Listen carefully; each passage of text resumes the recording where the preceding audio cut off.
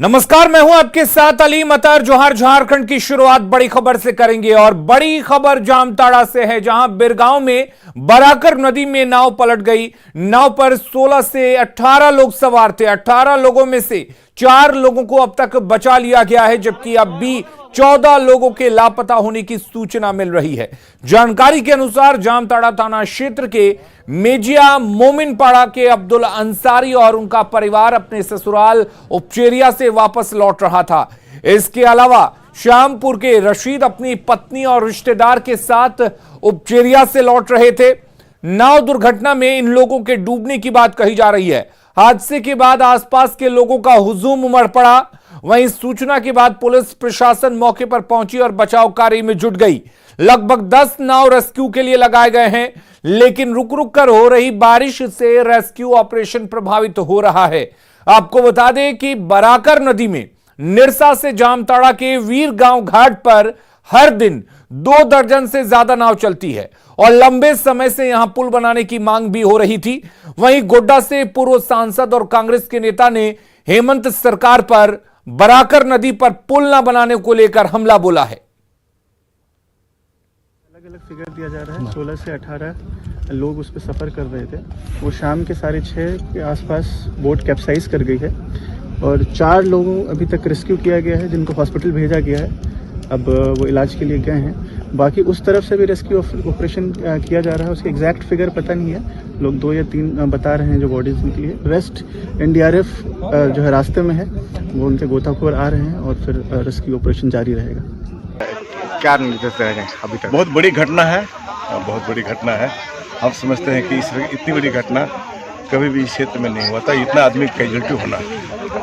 और ये बिल्कुल मैंने पूरे दिल को दहला देने वाली घटना है ये। लेकिन ये घटना घट गया और ये पुल अगर बन गया होता तो ये घटना नहीं घटती।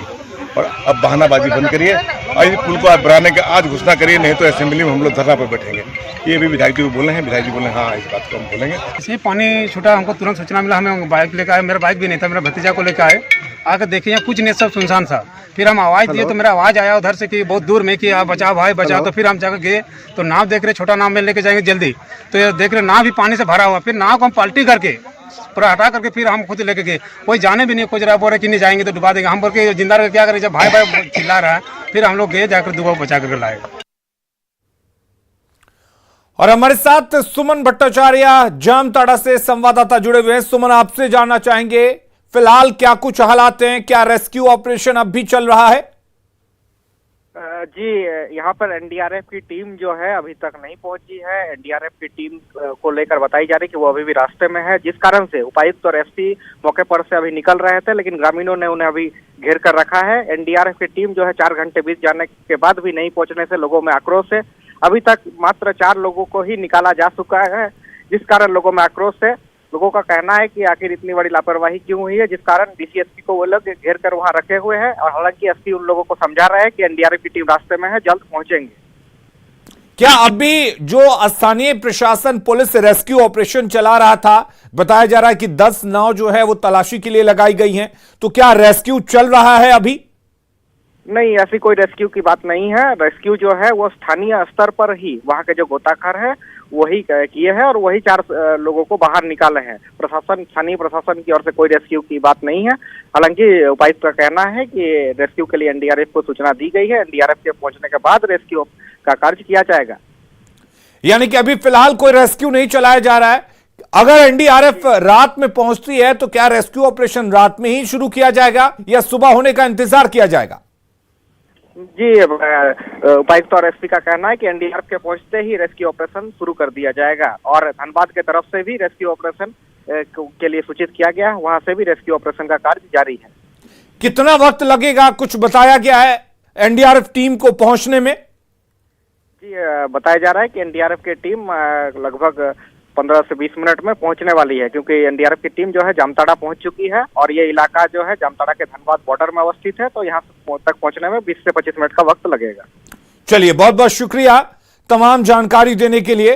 तो अब से 20 से 25 मिनट में एनडीआरएफ की टीम घटनास्थल पर पहुंचेगी और रेस्क्यू कराया जाएगा। हालांकि स्थानीय प्रशासन की तरफ से कोई रेस्क्यू नहीं किया गया है। हाँ, वहां जो लोग मौजूद थे, स्थानीय लोग, जो स्थानीय गोताखोर हैं, वही रेस्क्यू में जुटे थे, लेकिन फिलहाल कोई रेस्क्यू ऑपरेशन नहीं चल रहा है। 4 लोगों को बचा लिया गया है। आपको बता दें कि 16 से 18 लोगों के इस नाव पर सवार होने की बात कही जा रही है।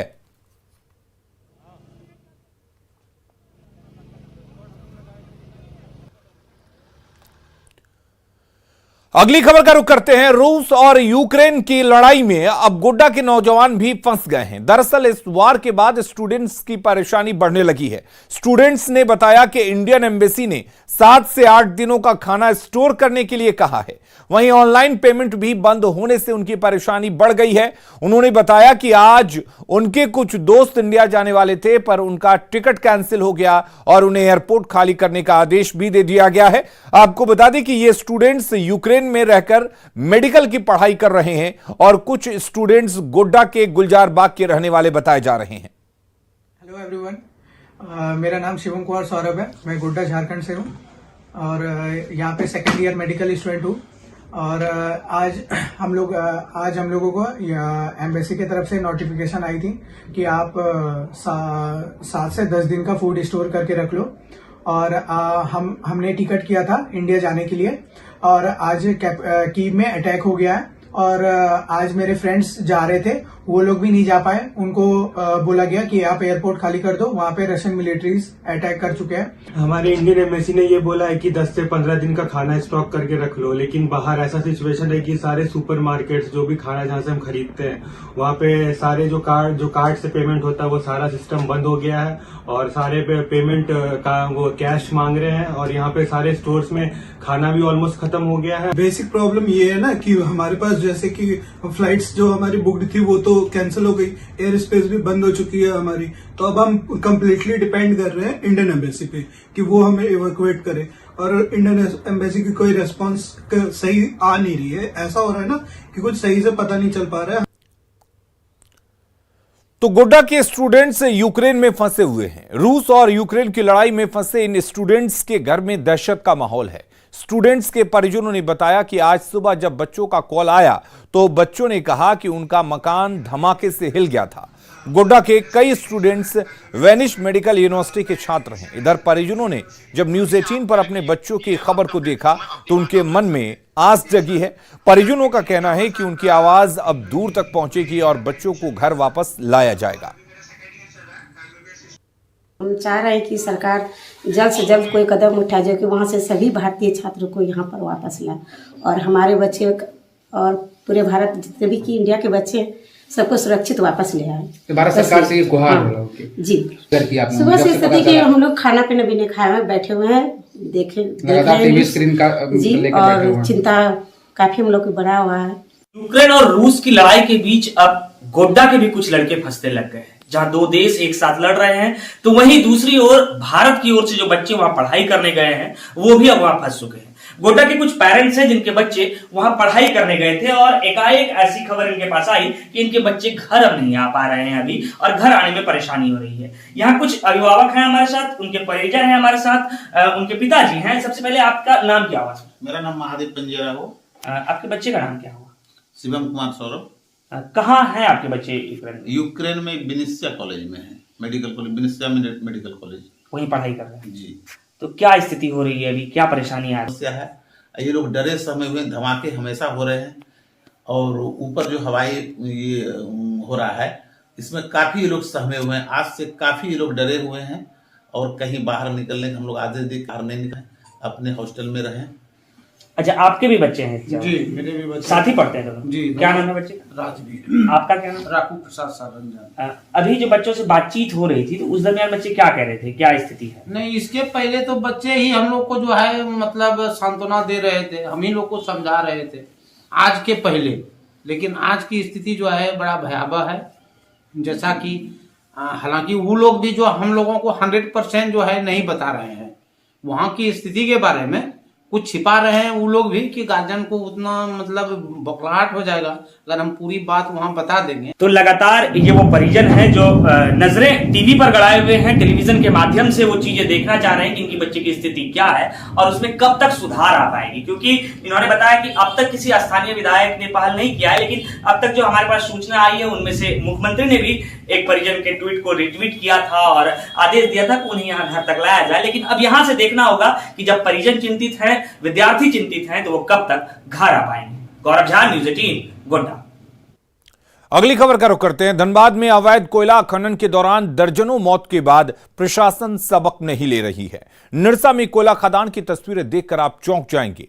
लोगों की जिंदगी दांव पर लगी है। अवैध खनन की वजह से हावड़ा दिल्ली रेल मार्ग पर भी खतरा मंडराने लगा है।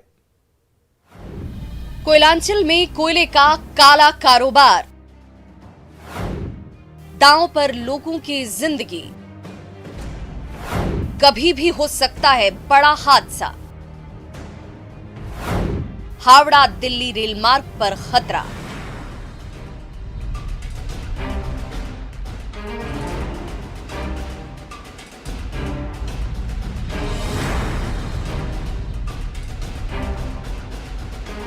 कोयलांचल में कोयला खदान की ये तस्वीरें देखकर आप हैरत में पड़ जाएंगे। अवैध कोयला खनन में दर्जनों मौत के बाद भी प्रशासन ने कोई सबक नहीं लिया। निरसा में कोयला खदान की ये तस्वीरें यही बयां कर रही हैं। धनबाद में कोल माफिया सड़क से लेकर रेल मार्ग को खतरे में डाल रही हैं। हजारों लोगों की जिंदगी दांव पर लगी है। कभी भी कोई बड़ा हादसा हो सकता है। निरसा में अवैध कोयले का कारोबार धड़ल्ले से जारी है। इसे रोकने के बजाय पुलिस उन्हें मदद कर रही है। करोड़ों के राजस्व के नुकसान के साथ लोगों की जिंदगी को भी मौत के मुहाने पर ले जाने का काम किया जा रहा है। जिस जगह से तस्कर कोयले की चोरी कर रहे हैं, उसका प्रभाव खदान के पास से गुजरने वाली दिल्ली हावड़ा रेल लाइन पर भी पड़ रहा है, जिसकी वजह से बड़ी दुर्घटना से इनकार नहीं किया जा सकता। खदानों से अवैध कोयला खनन से वहाँ कई सुरंग बन चुके हैं, जिस वजह से वहाँ की जमीन के धंसने का खतरा पैदा हो गया है। स्थानीय विधायक ने अवैध खनन को लेकर प्रशासन पर तस्करों से मिली भगत का आरोप लगाया है और मुख्यमंत्री से इसे रोकने की मांग की है। 18 तारीख को सीएम साहब से मिले और सीएम साहब से मिलके हम विस्तार से सब बात को बोल के आए हैं कि हमारे निरसा विधानसभा में अवैध तरीके से ह्यूज कोयला चल रहा है। कोयला से लेके बालू से लेके पत्थर से लेके चल रहा है यहाँ, तो इसको इमीडिएट आप बंद कीजिए, क्योंकि अगर बंद नहीं कीजिएगा तो यहाँ बहुत क्षति हो जाएगा। धनबाद के बंद हो चुके कोयला खदानों में कोयले का लगातार अवैध तरीके से उत्खनन किया जा रहा है। निरसा में बंद हो चुके खदान कोयला माफियाओं के निशाने पर हैं। पूरे निरसा में सैकड़ों ऐसे मुहाने खुल चुके हैं। एक दो नहीं, सैकड़ों की संख्या में अवैध खनन की जगह बनाई गई है। इन तस्वीरों को देखकर साफ है कि प्रशासन की मिली भगत से कोयले के अवैध उत्खनन को अंजाम दिया जा रहा है। बड़ा सवाल है कि अगर कभी कोई रेल हादसा हो जाता है तो इसकी जिम्मेदारी किस पर होगी। न्यूज़ 18 के लिए धनबाद से संजय गुप्ता की रिपोर्ट। और रुक करेंगे इस वक्त एक बड़ी खबर की। यूक्रेन संकट से जुड़ी ये बड़ी खबर है। रूस के राष्ट्रपति पुतिन से पीएम मोदी ने बात की है। व्लादिमीर पुतिन से पीएम मोदी ने फोन पर बात की है। यूक्रेन रूस युद्ध को लेकर बातचीत हुई है। पीएम मोदी ने पुतिन से 20 से 25 मिनट तक बात की है और यूक्रेन में फंसे भारतीय को निकालना प्राथमिकता है। प्रधानमंत्री नरेंद्र मोदी ने यह बात कही है।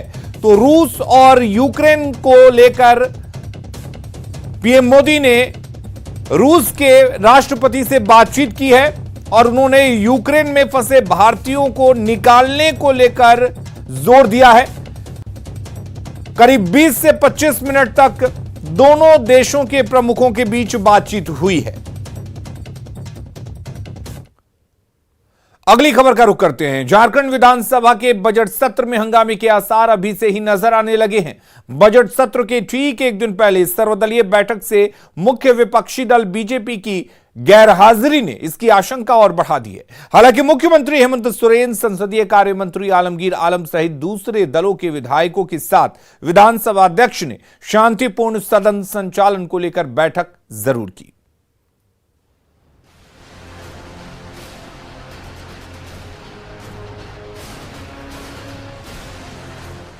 झारखंड विधानसभा के बजट सत्र का आगाज शुक्रवार से होने जा रहा है।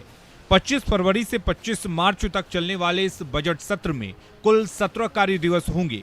बजट सत्र के शांतिपूर्ण संचालन को लेकर विधानसभा अध्यक्ष रविंद्रनाथ महतो के कक्ष में सर्वदलीय बैठक से मुख्य विपक्षी दल बीजेपी की गैर हाजिरी ने सदन के अंदर और बाहर हंगामे के आसार पर मुहर लगा दी है। हालांकि संसदीय कार्य मंत्री आलमगीर आलम ने सदन के सफल संचालन की उम्मीद जताई कि विधानसभा चलाने के लिए सत्ता पक्ष और विपक्ष दोनों का ही जिम्मेदारी है बेहतर तरीका से चले। आज हम लोग ने बातचीत किए हैं। 17 दिवसीय अब हमारा कार्य दिवस है, कैसे सुचारू रूप से जन मुद्दा उठकर आए और उसका निष्पादन। जिनको हंगामा करना है वो तो आए ही नहीं, तो क्या बात? देखिए वो उनकी बात है, अब क्यों नहीं आए, क्या कारण है। बजट सत्र में नियुक्ति नियोजन को लेकर भाषाई विवाद सहित स्थानीय नीति के मुद्दे पर हंगामा तय माना जा रहा है। विपक्ष ही नहीं, सत्ता पक्ष को समर्थन देने वाले विधायक भी हेमंत सोरेन सरकार को घेरने की तैयारी कर चुके हैं। जेपीएससी मुद्दे पर भी सरकार की किरकिरी होना तय है। मुद्दे तो सबसे ज्यादा तो अभी भी जिसको लेकर के पूरे राज्य में हलचल रही है वो नियुक्ति नियमावली को लेकर के मुद्दे हैं। अभी झारखंड जो है अब रोजगार बेरोजगारी का दर जो है वो बढ़ा है, यहाँ पूरे देश में जो है वो तीसरे नंबर पर है। तो रोजगार का सवाल, नियुक्ति जो मांग है कि भाई जो स्थानीयता है, खास करके जो रघुवर दास का संशोधन था 2016 में, उस संशोधन को सरकार जो है वापस ले और वैकल्पिक व्यवस्था होने तक पुरानी व्यवस्था चली रहे, ये सब सारे सवाल हैं। मेरे जैसा व्यक्ति ये सोचता है कि भाषा विवाद का नहीं संवाद का माध्यम है और दलों के जो नेता हैं उन नेताओं को भी इसी बात को सोच समझ से करना चाहिए। कोई भाषा वाले भोजपुरी, मगही, अंगिका, मैथिली के लोग कहीं मांग करने नहीं गए थे कि आप बोकारो में, धनबाद में हमको क्षेत्रीय भाषा का दर्जा दीजिए। मांग किसी ने नहीं किया था। सिर्फ जो आपने हटा दिया उसके पीछे भी कोई तर्क होगा। तो सरकार तो विधान से चलती है, कानून से चलती है। सर्वदलीय बैठक से गैर हाजिर बीजेपी को लेकर सबके अपने अपने तर्क हैं। विधानसभा अध्यक्ष के मुताबिक सदन के सफल संचालन में सत्ता पक्ष के साथ साथ विपक्ष की अहम भूमिका होती है। बीजेपी आखिर किन कारणों से सर्वदलीय बैठक में नहीं पहुंची, ये उनके दल का मामला है। के नहीं आए, माननीय भारतीय जनता पार्टी के माननीय सदस्य लोग नहीं आए थे। मेरा आग्रह रहेगा कि सदन चलाने के लिए जितना जवाबदेही सत्ता पक्ष को है उतना जवाबदेही, ऐसे हमको उतना ज्ञान नहीं है कि हम भारतीय जनता पार्टी को कुछ बोलें, लेकिन हम तो आग्रह ही कर सकते हैं। आग्रह के सिवा हमारे पास तो दूसरा कोई विकल्प नहीं। झारखंड विधानसभा के पिछले कुछ सत्र पर गौर करें तो हंगामा ही हंगामा नजर आता है। बजट सत्र में भी विपक्ष के पास मुद्दों की कोई कमी नहीं है। बस ये देखना दिलचस्प होगा कि सरकार इस हंगामे का जवाब किस अंदाज में दे पाती है और सदन की कार्रवाई कितने घंटे चल पाती है। न्यूज 18 के लिए रांची से अविनाश की रिपोर्ट। और जोहार झारखंड के इस बुलेटिन में फिलहाल के लिए इतना ही, लेकिन खबरें लगातार जारी रहेंगी। आप बने रहिए न्यूज 18 बिहार झारखंड के साथ।